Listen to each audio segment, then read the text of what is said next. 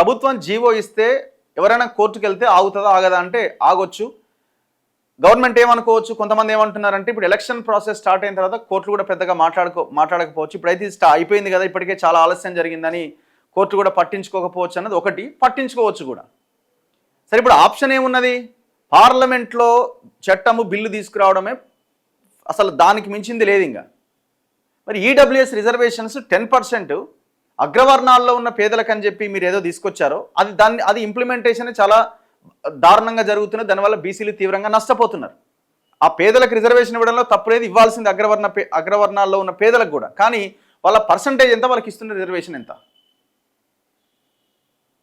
So మరి అది 10 daysలో complete చేసిన మీరు బీసీ రిజర్వేషన్ అంశము ఎన్ని రోజులు కావాలా మీకు? ఇప్పుడు ఈ గవర్నమెంట్ పంపించి సైలెంట్గా వీళ్ళు ఊరుకున్నారు, వాళ్ళేమో మాకేం సంబంధం అన్నట్టుగా వాళ్ళు గాలికి వదిలేసినారు. ఇప్పుడు ఎలక్షన్స్ పెట్టాలి అని హైకోర్టు చెప్తున్నది 3 నెలల లోపుగా. మీరు ఈ రిజర్వేషన్స్ని కనుక తీసుకురాకపోతే ఇద్దరు దోషులుగా మిగిలిపోతారు. మళ్ళీ ఇందులో బీఆర్ఎస్ ఇంక్లూడ్ అయ్యే ప్రయత్నం చేసింది. మీకు అసలు అవకాశం కూడా లేదు కనీసం ఇందులో. మీకు కనీసం ఇందులో మాట్లాడే అర్హత కూడా లేదు.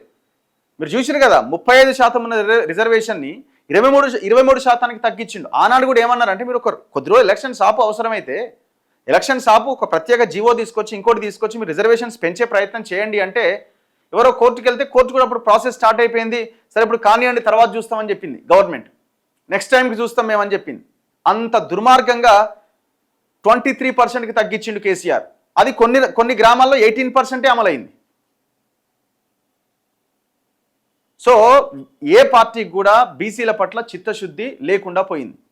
పొద్దున లేస్తే బీసీ ప్రధాని అని వాళ్ళు చెప్పుకుంటారు, పొద్దున లేస్తే వీళ్ళు మేమేదో బీసీలకు చేసామని వీళ్ళు చెప్పుకుంటారు. ఎవరికి చిత్తశుద్ధి లేకుండా పోయింది. ఇప్పుడు ఏదేమైనా మీరంతా ఒకవేళ కనుక దీన్ని అమలు చేయకపోతే పబ్లిక్లో బీసీ సమాజంలో మీరంతా దోషులుగా నిలబడతారు. జాగ్రత్త.